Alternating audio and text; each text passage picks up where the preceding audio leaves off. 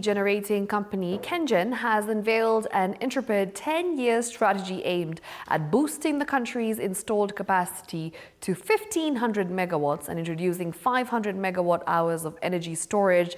Amid the 2030 strategic goals that will see 100% transition to utilization of green energy in Kenya. As such, Kenya still takes the lead in the continent in renewable energy. In this week's feature on Green Fix, our reporter Willie Dennis Jiru expounds Kenya's scope on steps achieved.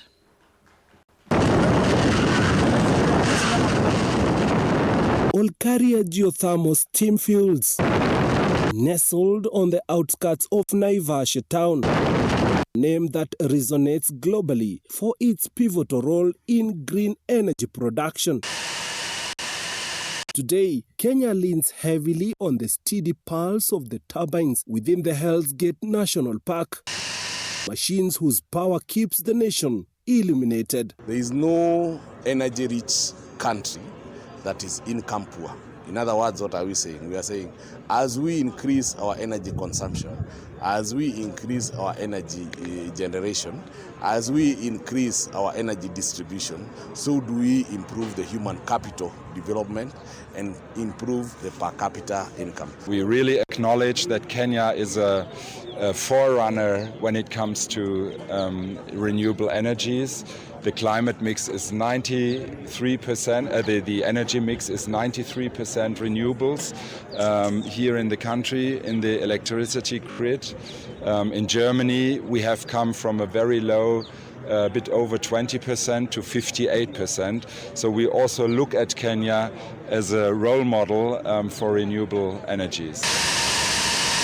It's been nearly 45 years since the journey began, establishing Kenya not only as a continental leader in geothermal energy, but as a pioneer with global recognition.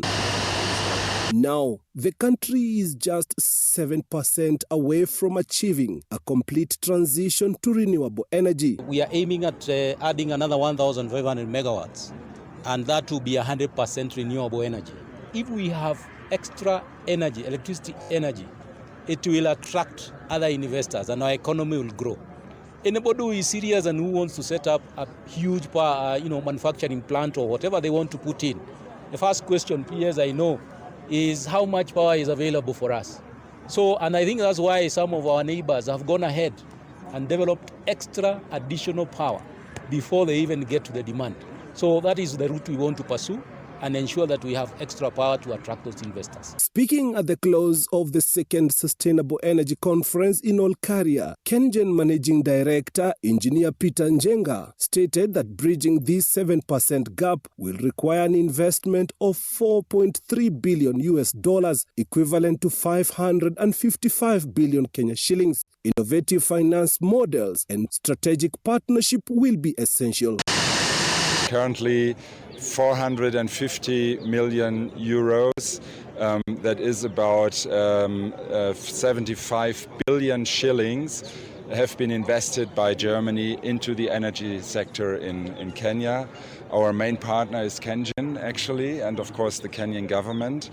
And this has contributed to 450 megawatt of electricity that is additionally generated in this country. We are already at 93% in terms of renewable energy generation. We have technologies that we are going to deploy very fast.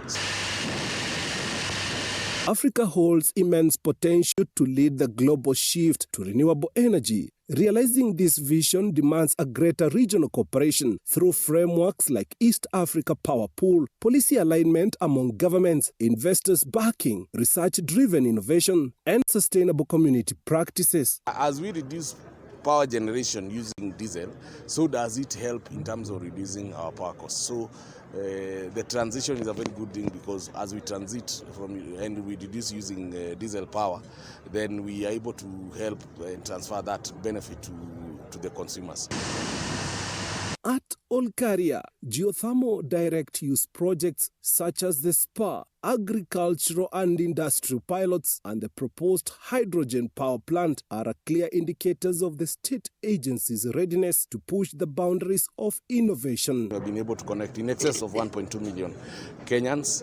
We do have enough funds that we are going to connect another 1 million Kenyans between now and December 2026. That now will leave us with about 4.8 million Kenyans that we need to work on, and those we should be able to work on between 2027, 28, 29 and 2030, when we hope to have 100% access to electricity. Financiers have expressed their commitment to supporting Kenya's full green potential, positioning the country as a continental role model for the renewable energy adoption. The conversations that we are having, especially with the financiers, is we must always look at the costs. And the good thing is technology is changing. We are having more efficient technologies, even in the generation. For example, we have put down our very old geothermal power plant, Olkaria 1, and we are rebuilding it. And the cost of rebuilding, of course, is enormous. But when you look at the final cost of electricity that we are going to sell to Kenya Power, is lower than what it was before. In fact, for your information, the original Olkaria 1 was for 5 megawatts. The one we are putting up using the same steam is going to produce 63 megawatts. Our focus in the bilateral relation is really on climate and energy, and we try to bring Kenya forward, because we think that only if we have those alliances, if we have those partnerships with strong partners in the world, we can cope with climate crisis. Yet, challenges remain. Chief among them, the high cost of energy storage. Without effective storage solutions, surplus energy often goes unused, resulting in significant losses. We are looking to bring on board more battery energy storage so that we can be able to preserve more power in our geothermal wells. You know very well Kenya is a unique country where you hit a peak demand and within 3-4 hours as the country goes to sleep, the power demand drops by close to 1,000 megawatts. So we want to bring on board technology to store that power so that we can be able to dispatch it. Cross-cutting issues, how do we solve them so that the cost, the power reaches the people when it is required? Like here in Kenya, we have issues of evacuation.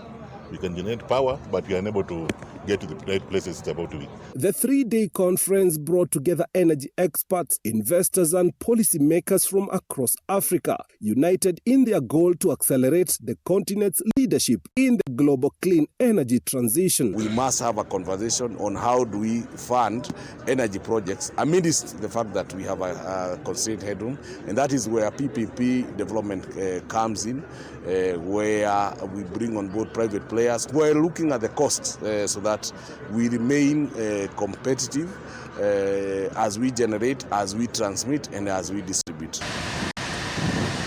For TV 47 from Olkaria, Naivasha in Nakuru County, I'm Willie Dennis Njiro.